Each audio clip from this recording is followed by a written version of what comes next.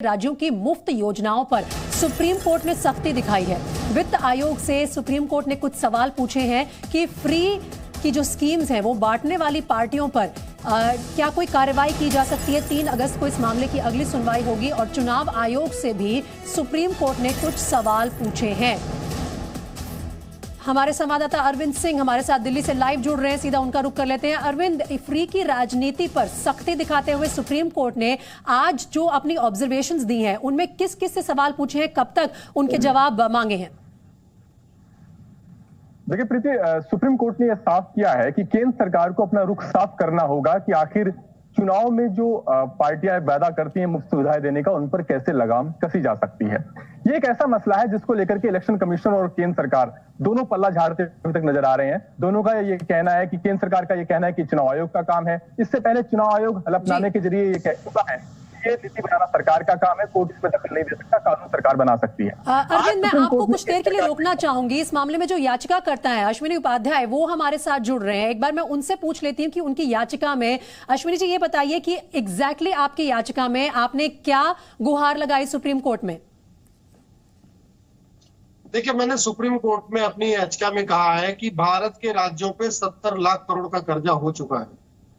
पंजाब के ऊपर 3 लाख करोड़ का कर्जा है, उत्तर प्रदेश के ऊपर 6 लाख करोड़ का कर्जा है, बिहार के ऊपर 3 लाख करोड़ का कर्जा है, बंगाल के ऊपर 4 लाख करोड़ का कर्जा है, इसी तरीके से आपका महाराष्ट्र के ऊपर 6 लाख करोड़ का कर्जा है, तमिलनाडु के ऊपर 6 लाख करोड़ का कर्जा है, आंध्र तेलंगाना के ऊपर 3-3 लाख करोड़, तो टोटल 70 लाख करोड़ का कर्जा है। इसके बावजूद पॉलिटिकल पार्टियां मुफ्तखोरी के जो है कंपटीशन जीतना चाहती हैं, सब एक दूसरे से आगे बढ़ती जा रही मुफ्तखोरी बढ़ाने में। अगर इसको नहीं रोका गया तो भारत की वही हालत हो जाएगी जो लंका की आज हो रखी है। आज जो स्थिति लंका की है वही भारत की स्थिति हो जाएगी, इसलिए इसको रोकना बहुत जरूरी है। इलेक्शन कमीशन अपना पल्ला झाड़ रहा है, इलेक्शन कमीशन अपना पल्ला झाड़ रहा है बार बार उसको कि हम कुछ कर नहीं सकते। और इस याचिका के जरिए अश्विनी उपाध्याय, आपकी उम्मीद क्या है? क्या सुप्रीम कोर्ट से आप चाहते हैं किसी तरह की गाइडलाइन आ जाए कि ये जो फ्री की राजनीति है और जो प्रलोभन दिया जाता है जनता को इलेक्शन के दौरान वो बंद हो? क्या आप ये चाहते हैं? बिल्कुल, मैं चाहता हूं कि जो पॉलिटिकल पार्टियां ये फ्रीबीज का वादा करें उनकी मान्यता रद्द हो।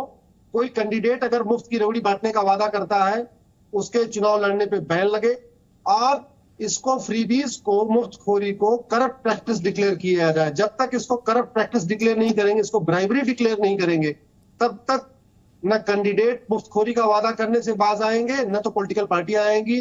कोई भी पॉलिटिकल पार्टी अपने घर से नहीं पैसा लाती, अपने चंदे का पैसा नहीं खर्च करती, न कोई नेता अपने घर से खर्च करता है। सारा का सारा जो बर्डन है वो टैक्स पेयर के ऊपर जाता है। टैक्स पेयर से कभी पूछा नहीं जाता कि भैया जो आप टैक्स दे रहे हैं उसको हम कैसे खर्च करें। तो पैसा टैक्स पेयर का, नाम कमाती हैं पॉलिटिकल पार्टियां, बर्डन बढ़ता है देश के ऊपर। 70 लाख करोड़ का कर्जा पहले हो चुका है। कभी हम वर्ल्ड बैंक से उधार ले रहे हैं, कभी यहाँ से उधार ले रहे हैं, कभी एयरपोर्ट बनाने के लिए हमें उधार लेना पड़ता है, हाईवे बनाने के लिए उधार लेना पड़ता है, मेट्रो बनाने के लिए उधार लेना पड़ता है, सब चीज के लिए उधार लेना पड़ता है। इसके बावजूद पॉलिटिकल पार्टियां, कोई कह रहा मंगलसूत्र देंगे, कोई कह रहा हम ये देंगे, कोई कह रहा हम आपको स्कूटी देंगे। कहां से लाएंगे भाई? पैसा तो बंद होना चाहिए। तो आप ये कह रहे हैं कि एक दूसरे की होड़ में पॉलिटिकल पार्टीज दिन ब दिन ऐसे फ्रीबीज के वादे कर रही हैं और पूरी जो देश है वो बैंकरप्ट होता जा रहा है। बहुत शुक्रिया अश्विनी उपाध्याय हमारे साथ जुड़ने के लिए, और अरविंद के पास भी जाएंगे जैसे ही कोर्ट से कुछ और इस बारे में जानकारी आती है।